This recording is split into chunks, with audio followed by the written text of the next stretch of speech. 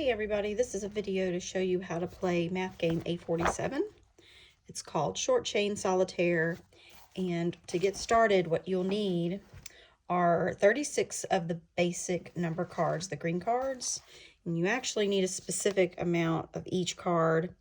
You won't need any zeros, fives, or tens, but you'll need to look here on page 41 and gather up the exact amount of cards for the other numbers. Okay, and then the next important thing is you might need to reference this little chart here.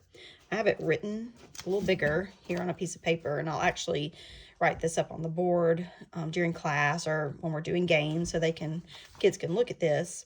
So you're creating 4 chains, okay? And for this game to work out, you have to start with these 4 pairs of numbers in this order. Well, not this way. So like the 1 has to be on top of the 8, the 3 has to be on top of the 4, and so on. But they can be switched around, like 3 and 4 can be the first chain that you find. So when you create the chains, you know a chain is done when you end with the first number that you started with. So this chain will end with a 1, this chain will end with a 3, this a 9, and this a 7. Okay, so to get started, you shuffle the cards and you lay them out in fans of 3. Okay, and so you can only play, or you can only access the card that's on top. And you're trying to uncover the ones on the bottom. All right, so to get started, you try to find any one of these top numbers, 1, 3, 9, or 7. I have a 1 here, so that starts 1. Let's see, do I have a 3? And this is a strategy game, so you're really looking for those cards that'll uncover cards that you need or that are important. So let's see, do I have a 9? Okay, let's see. I have a 9 here. All right, and then do I have a 7 for this next chain? Let's see, I'll uncover this 7, take that 7 to uncover that 1. Okay, now I'm gonna start working on the next set of numbers, 8, 4, 2, or 6. So let's see, do I have an 8? Yep. Now, the basic idea is to add up the last 2 numbers. So these are the first 2. So you add 1 and 8, which is 9. So the next card you'll lay down is a 9. And you disregard any of the 10s. So if the answer is, say, 13, you disregard the 1, the 110, and you lay down a 3. So let's see if I can find a 4. Got a 4 here. Now I need a 2. Do this one. I know you can't see all my cards over here.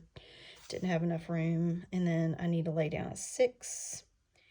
And I don't have 1 yet. Okay, so let's keep playing. So 1 and 8 is 9. So can I lay a 9 down? I have this one. All right, 3 and 4 is 7.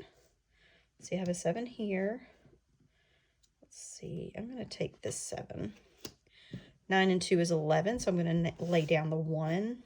Let's see, how about this one? Okay, do I have my 6 yet? I need a 6 here. Yep, I have a 6.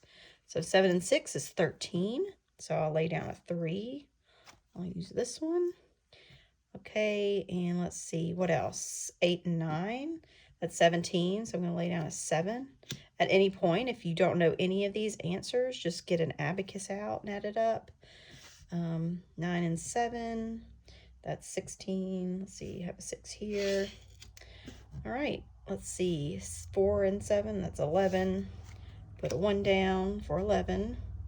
2 and 1, that's 3. Put this one down.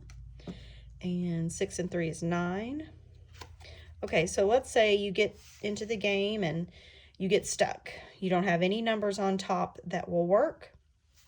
You can gather up all the cards, if that's the case, and shuffle them again, and then lay them out in another round of fans. 3 to a fan. Okay. And let's see. There we go. And then you can keep playing. I think the book says you can only do that once. We generally do it as many times as we need, but you really shouldn't. I don't think you should. Like in any solitaire game, like a normal one, you can always use the last card in each chain. You can use that one to move to another chain if you need to. So by the end of each chain, you'll have the same number that's on top. That's how you know you'll finish. Like, you'll never have a 1 in the middle of, like, of this chain, for instance. It'll only be at the end. And I believe, let's see if I can finish one. That's, let's see, 9.